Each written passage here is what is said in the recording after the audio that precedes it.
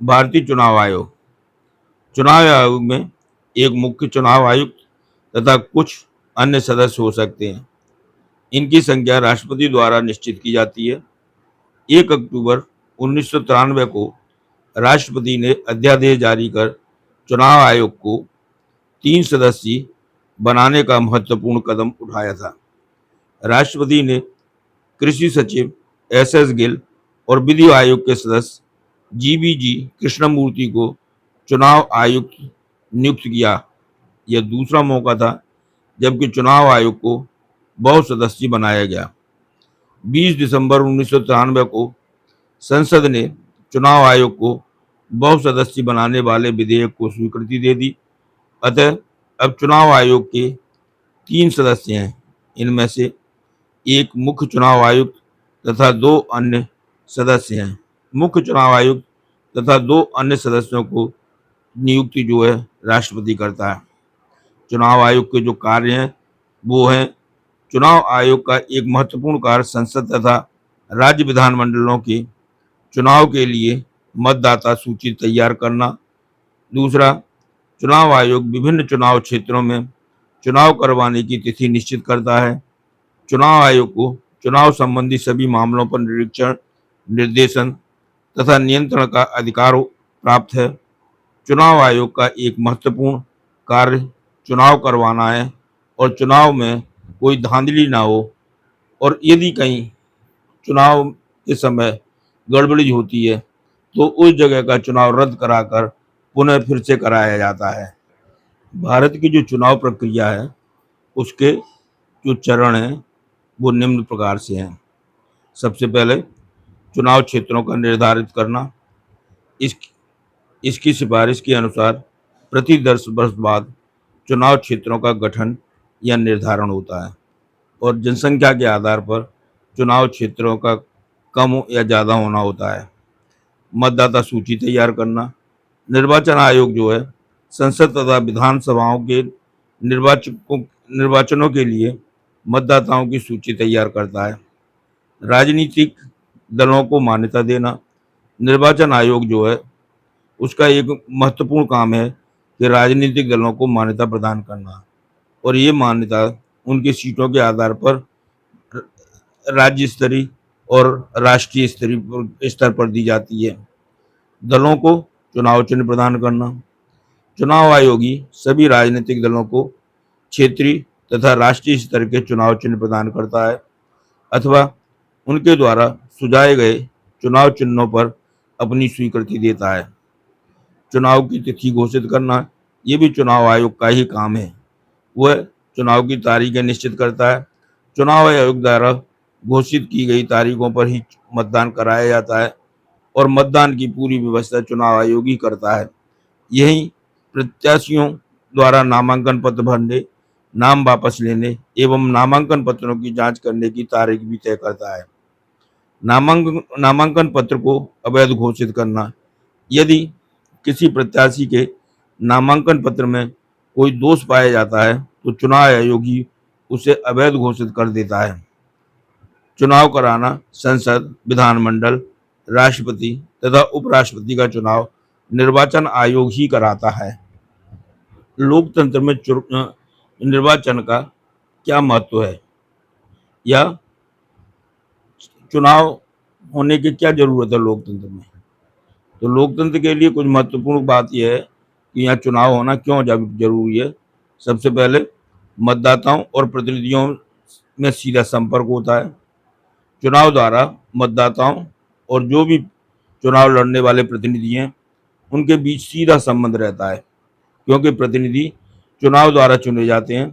परस्पर संपर्क से प्रतिनिधि और मतदाता एक दूसरे की भावनाओं और विचारों को समझते हैं। प्रतिनिधियों में अधिक उत्तरदायित्व की भावना आती है।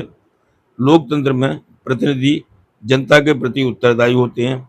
जब प्रतिनिधियों का चुनाव होता है तब प्रतिनिधियों में अधिक उत्तरदायित्व की भावना पाई जाती है। प्रतिनिधि मतदाताओं के प्रति उत्तरदायी रहते हैं क्योंकि चुनाव के दिनों में उन्होंने मतदाताओं से प्रत्यक्ष रूप से वोट मांगे होते हैं। लोगों को राजनीतिक शिक्षा मिलती है। चुनाव द्वारा लोगों को राजनीतिक शिक्षा मिलती है। चुनाव के समय सभी राजनीतिक दल अपनी नीतियों एवं कार्यक्रम जनता के सामने रखते हैं और उनका काफ़ी प्रचार करते हैं। इससे लोगों को भिन्न-भिन्न दलों की नीतियों और देश की समस्याओं का ज्ञान प्राप्त होता है। मतदाता वोट डालने से पहले प्रत्येक उम्मीदवार के गुणों और दोषों के बारे में सोचता है और दलों की नीतियों पर भी विचार करता है। इस तरह मतदाताओं के अंदर राजनीतिक जागृति उत्पन्न होती है और वह सही उम्मीदवार का चुनाव करते हैं। अधिकारों और कर्तव्यों का ज्ञान होता है। चुनाव के समय विभिन्न राजनीतिक दल और उनके उम्मीदवार मतदाताओं को उनके अधिकार और कर्तव्यों का ज्ञान देते रहते हैं। इस तरह प्रत्येक चुनाव प्रणाली में मतदाताओं के अपने अधिकारों और कर्तव्यों का ज्ञान प्राप्त होता है और वो अपने मत देने के अधिकार का पूरी तरह उपयोग करते हैं। राजनीति में रुचि। चुनावों के कारण लोगों की राजनीति में रुचि बनी रहती है, क्योंकि मतदाता यह जानने की को जानने की इच्छा रखता है कि उसकी पसंद का प्रतिनिधि चुना गया है या नहीं। जब कोई मंत्री बनता है तब लोगों की राजनीति में रुचि और भी बढ़ जाती है। मतदाताओं का प्रतिनिधि से सीधा संपर्क होने के कारण मतदाताओं को राजनीति में रुचि बनी रहती है और अपने क्षेत्र की समस्याओं को वो अपने प्रतिनिधि के सामने रखते हैं और उन्हें पूरा कराने का प्रयास करते हैं।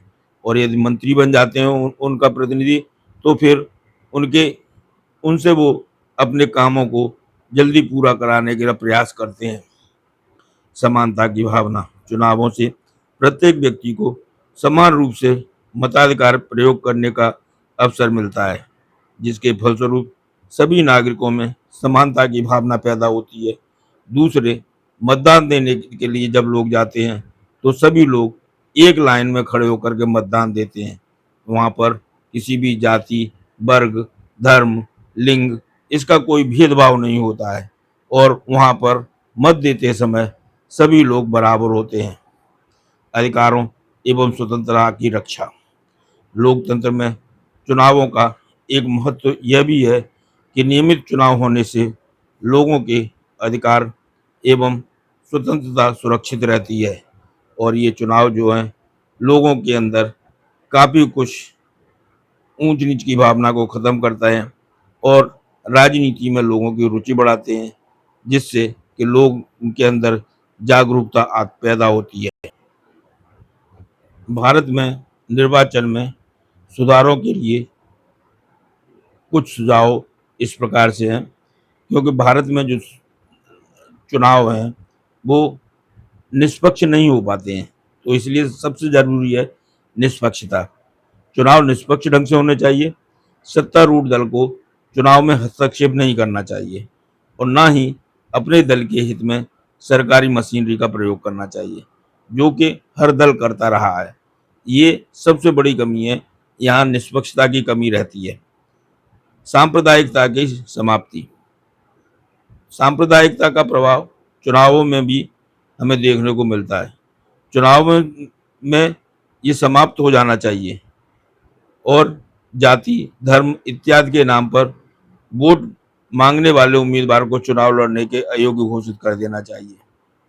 लेकिन भारत में तो जो जनगणना है वो भी जाति के आधार पर होती है और यहाँ पर लोग उस जिस जाति की बहुलता होती है जिस क्षेत्र में, उसी जाति के कैंडिडेट को, उसी जाति के प्रत्याशी को सभी पार्टियां खड़ा करती हैं, जिससे कि उनका उम्मीदवार जीत जाए। तो ये जो सांप्रदायिकता की भावना है वो समाप्त होनी चाहिए। नैतिकता। चुनावों में नैतिकता का प्रयोग किया जाना चाहिए। एक दूसरे पर कीचड़ नहीं उछालना चाहिए और ना ही झूठे वायदे करने चाहिए और ना ही आपस में मारपीट करनी चाहिए उन लोगों को। राष्ट्रवाद की भावना। मतदाताओं तथा उम्मीदवारों में स्थानीय भावनाओं के स्थान पर राष्ट्रीय भावनाओं का समावेश होना चाहिए। उन्हें स्थानीय हितों को राष्ट्र के हित पर कुर्बान कर देना चाहिए। उचित कानून। चुनावों में भ्रष्टाचार तथा अन्य दोषों को दूर करने के लिए सरकार को उचित कानून बनाने चाहिए। सरकार को चाहिए कि चुनाव के दिनों में किए जाने वाले खर्च पर पूरी निगरानी रखे और गलत प्रचार करने वाले उम्मीदवारों के लिए भी उचित कदम उठाए। दूसरा, जो हवाला से पैसा लोगों के पास आता है चुनावों के लिए, उसका पूरी तरह से रोक लगनी चाहिए। जो विदेशों से पैसा चुनाव के नाम पर आता है पार्टी फंड में, उसे बंद करना चाहिए। ये नहीं कर पा रही सरकार। सरकार ने प्रयास तो किया है कि हर उम्मीदवार इतने पैसे खर्च करेगा, लेकिन वो नहीं हो पाता है। समानुपातिक चुनाव, व्यक्तिगत चुनाव के बजाय समानुपातिक चुनाव प्रणाली अपनाई जाए। चुनावों पर खर्च सरकार को उठाना चाहिए, जिससे आम नागरिक भी चुनाव में खड़ा हो सके। और जो चुनावों पर अंधाधुंध पैसा खर्च होता है, उसे रोकना चाहिए। परिचय पत्र, जाली मतदान को रोकने के लिए मतदाताओं को परिचय पत्र दिए जाना चाहिए। परिचय पत्र, वोटर कार्ड बने हुए हैं सब लोगों के, लेकिन वो इतने पुराने हैं, उन्हें रिवाइज करना चाहिए। समय समय पर उनका अनुमोदन करना चाहिए, जिससे कि लोगों की पहचान हो सके। कड़ी सजा, बूथों पर कब्जा करने वालों को और बूथों पर मारपीट करने वालों को कड़ी सजा देनी चाहिए। यह व्यवस्था होनी चाहिए कि चुने जाने के लिए प्रत्येक उम्मीदवार को एक निश्चित संख्या प्राप्त करना आवश्यक हो, ताकि थोड़े से वोट लेकर कोई उम्मीदवार चुना ना जा सके। दूसरा, लोगों को पोलिंग बूथ तक पहुंचने की पूरी व्यवस्था होनी चाहिए, क्योंकि कुछ दबंग लोग निम्न वर्ग के लोगों को, कमजोर वर्गों को पोलिंग तक पहुंचने ही नहीं देते हैं, जिससे कि चाहते हुए भी वो वोट नहीं डाल पाते हैं और एक ऐसे कैंडिडेट जीत जाते हैं जिनको कि वो लोग नहीं जिताना चाहते हैं। आरक्षण संबंधी संवैधानिक व्यवस्थाएं, भारत में करोड़ों लोग ऐसे हैं जो सामाजिक, आर्थिक, शैक्षणिक, सांस्कृतिक आदि दृष्टि से समाज के अन्य वर्गों की तुलना में पिछड़े हुए हैं। ये लोग समाज के अन्य सुदृढ़ वर्गों के लोगों द्वारा कुचले हुए या शोषित हैं। ये लोग किसी जाति, धर्म, वर्ग या रंग के नहीं होते हैं, बल्कि सामूहिक रूप से समाज के उपेक्षित और पिछड़े हुए व्यक्ति हैं। इसमें अनुसूचित जातियां, अनुसूचित जनजातियां, पिछड़ी जातियां तथा अनुसूचित कबीलों के लोग शामिल किए जाते हैं। भारतीय संविधान निर्माता सामाजिक दृष्टि से शोषित एवं पिछड़े वर्गों के उत्थान के लिए दृढ़ संकल्प थे। इसलिए उन्होंने अनुसूचित जातियों तथा पिछड़े वर्गों के विकास के लिए अनेक संवैधानिक व्यवस्थाएं की। हमारे संविधान में अनुसूचित जातियों, अनुसूचित जनजातियों तथा पिछड़े वर्ग के आरक्षण के लिए निम्नलिखित व्यवस्थाएं की गई हैं। लोकसभा तथा राज्य विधानसभाओं में आरक्षण, संविधान के अनुच्छेद 330 के अनुसार अनुसूचित जातियों तथा जनजातियों के लोग लिए लोकसभा तथा राज्य विधानसभाओं में कुछ स्थान आरक्षित रखने की व्यवस्था की गई है। प्रारंभ में अनुसूचित जातियों एवं जनजातियों के लिए स्थान और आरक्षित रखने की व्यवस्था 1960 तक की गई थी, लेकिन बाद में इसे संवैधानिक संशोधन द्वारा 10-10 वर्ष के लिए बढ़ाया गया। अब यह व्यवस्था 2030 तक की गई है, लेकिन बाद में इसे संवैधानिक संशोधन द्वारा 10-10 वर्ष के लिए बढ़ाया जाता रहा है। ये स्थान प्रत्येक राज्य में उसकी जनसंख्या के अनुपात में आरक्षित किए जाते हैं। आजकल लोकसभा की निर्वाचित सदस्य संख्या 543 है, जिनमें से अनुसूचित जातियों के लिए 84 स्थान तथा अनुसूचित जनजातियों के लिए 47 स्थान आरक्षित हैं। संविधान में अनुच्छेद 332 के अनुसार राज्यों की विधानसभाओं में अनुसूचित जातियों तथा अनुसूचित जनजातियों के लिए स्थान आरक्षित करना जरूरी है। प्रत्येक राज्य की विधानसभा में अनुसूचित जातियों एवं अनुसूचित जनजातियों के लिए स्थानों की संख्या उस राज्य में उनकी जनसंख्या के अनुपात में निश्चित की जाएंगी। राज्यों की विधानसभाओं में इन वर्गों के लिए आरक्षण की व्यवस्था 2030 तक की गई है। स्थानीय संस्थाओं में आरक्षण दिसंबर 1992 में संसद द्वारा 73वें संवैधानिक संशोधन द्वारा पंचायती राज संस्थाओं में अनुसूचित जातियों, जनजातियों तथा पिछड़े वर्गों के सदस्यों को उनकी जनसंख्या के अनुपात में आरक्षण दिया गया है। अनुसूचित जातियों एवं जनजातियों के लिए रखे गए आरक्षित स्थानों में से 1/3 स्थान इन वर्गों की महिलाओं के लिए आरक्षित रखे गए हैं। 1992 में संसद द्वारा पास किए गए 74वें संवैधानिक संशोधन द्वारा शहरी स्थानीय इस संस्थाओं में अनुसूचित जातियों एवं जनजातियों के लिए उनकी जनसंख्या के अनुपात में स्थान आरक्षित रखे गए थे।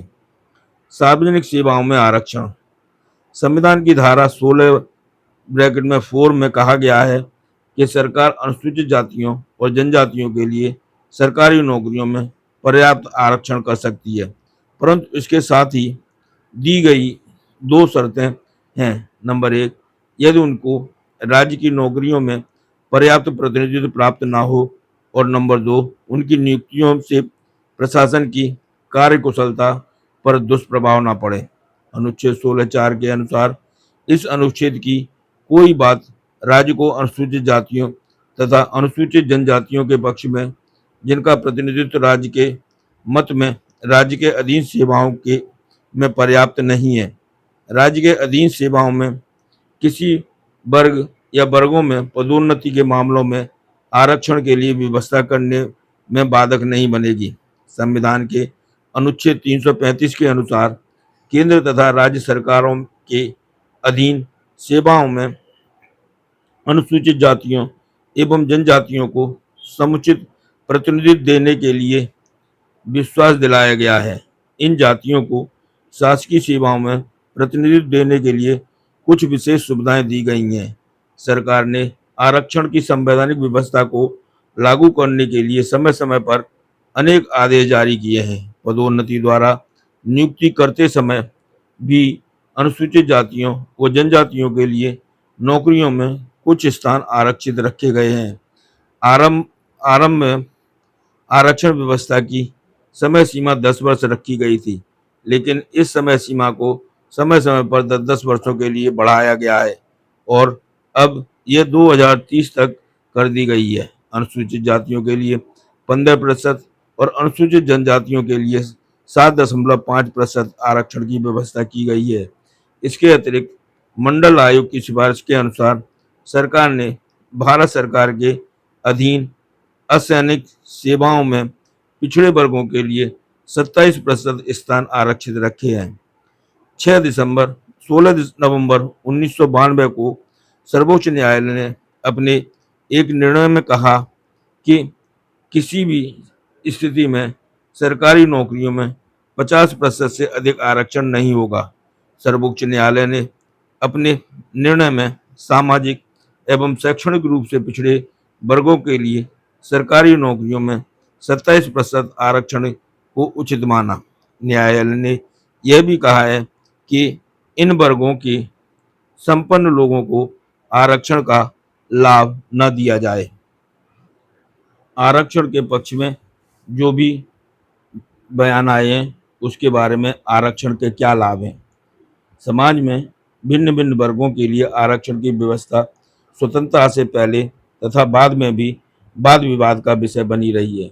महात्मा गांधी ने ब्रिटिश सरकार द्वारा पूना समझौता 1932 के अंतर्गत हरिजनों को आरक्षण देने के विरोध में भूख हड़ताल की थी। भारतीय संविधान के निर्माता डॉक्टर BR अम्बेडकर भी आरक्षण की व्यवस्था के मुख्य आलोचक रहे। आज भी आरक्षण की व्यवस्था वाद विवाद से दूर नहीं हो पाई है। भिन्न भिन्न विद्वानों एवं विचारकों ने आरक्षण की नीति का समर्थन भी किया है। आरक्षण की नीति के पक्ष में जो तर्क दिए गए हैं वो तर्क इस प्रकार से हैं। आरक्षण की नीति को समाज के पिछड़े एवं उपेक्षा के शिकार लोगों के लिए जरूरी मानते हुए कुछ व्यक्ति इसके पक्ष में निम्नलिखित तर्क देते हैं। आर्थिक उन्नति में सहायक। आरक्षण की नीति का समर्थन करने वालों का मत है कि इससे समाज के गरीब वर्गों के लिए बरसों से रुके हुए व्यव व्यवसाय के अवसर खुले हैं। आरक्षण के परिणाम स्वरूप ही ये कमजोर वर्गों के लोगों की आर्थिक दशा सुधर सकती है।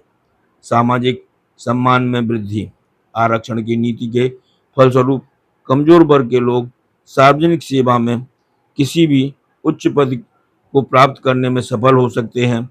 आज विभिन्न प्रशासकीय तथा अन्य उच्च सेवाओं में समाज के कमजोर वर्गों के अनेक व्यक्ति कार्यरत हैं। इससे इनके सामाजिक सम्मान में वृद्धि हुई है। कमजोर वर्ग को अछूत समझने वाले उच्च वर्ग के लोग भी अब इनके साथ मानवतापूर्ण व्यवहार करने लगे हैं। आरक्षण के कारण सभी कमजोर वर्गों की स्थिति में बदलाव आया है। सामाजिक तथा आर्थिक न्याय संबंधी व्यवस्थाओं को समुचित रूप से लागू करना। हमारे संविधान में सामाजिक एवं आर्थिक न्याय को लागू करने के लिए अनेक व्यवस्थाएं की गई हैं। आरक्षण की नीति के परिणाम स्वरूप इन व्यवस्थाओं को व्यवहारिक रूप देना संभव हुआ है। पिछड़े वर्गों की निर्धनता दूर करने में भी सहायक है। आरक्षण की नीति के परिणाम स्वरूप न केवल अनुसूचित जातियों एवं अनुसूचित जनजातियों की आर्थिक दशा में सुधार करने में सहायता मिली है, बल्कि यह समाज के पिछड़े वर्गों की गरीबी दूर करने में भी सहायक सिद्ध हुए है। लोक सेवाओं में पिछड़े वर्ग का प्रतिनिधित्व बढ़ा है। एक लंबे समय तक समाज का पिछड़ा वर्ग सार्वजनिक सेवाओं से दूर रहा है, लेकिन आरक्षण की नीति के कारण पिछड़े वर्गों के लोगों का सार्वजनिक सेवाओं में प्रतिनिधित्व बढ़ा है। आजकल अनेक बड़े बड़े सार्वजनिक पदों पर पिछड़ी जातियों से संबंधित लोग नियुक्त हैं। प्रत्येक स्तर की सार्वजनिक सेवा में पिछड़े वर्ग का प्रतिनिधित्व बढ़ रहा है। यह सब आरक्षण की नीति के परिणाम स्वरूप ही संभव हो सका है। कमजोर वर्ग को शिक्षा के प्रति जागरूक बनाना। कमजोर वर्गों को शिक्षित करने के लिए विभिन्न शिक्षण संस्थाओं में प्रवेश के समय आरक्षण की व्यवस्था की गई है। उच्च शिक्षा में भी कमजोर वर्गों को आरक्षण की सुविधा दी गई है। इससे कमजोर वर्ग अधिक से अधिक उच्च शिक्षा प्राप्त करने की ओर अग्रसर है। आरक्षण के विरुद्ध जो तर्क दिए गए हैं वो भी इस प्रकार से हैं। आरक्षण की नीति का समर्थन करने वालों की तरह ही इसका विरोध करने वालों की संख्या भी काफी अधिक है। गांधी जी ने तो ब्रिटिश सरकार द्वारा पूना समझौते के अंतर्गत आरक्षण के विरोध स्वरूप भूख हड़ताल तक की थी। संविधान सभा की मसौदा समिति के अध्यक्ष डॉक्टर भीमराव अंबेडकर तो आरक्षण की व्यवस्था के कट्टर विरोधी थे। वह आरक्षण को निहित स्वार्थों के लिए प्रयोग की जाने वाली सीढ़ी मानते थे। आरक्षण की नीति के विरुद्ध दिए गए तर्क जो हैं वो इस प्रकार से हैं। प्रशासन में जातिवाद को बढ़ावा मिलता है, क्योंकि आरक्षण उन जातियों को मिल सका है जो संविधान द्वारा इसके लिए अनु अधिसूचित की गई थी।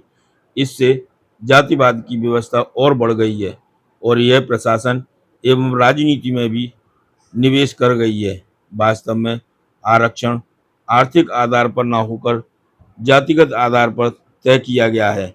इसलिए इस व्यवस्था का लाभ उठाने के लिए जातिवाद को बहुत अधिक बढ़ावा मिला है और जातियों के जो अच्छे लोग हैं वो भी आरक्षण का पूरा लाभ उठाते हैं।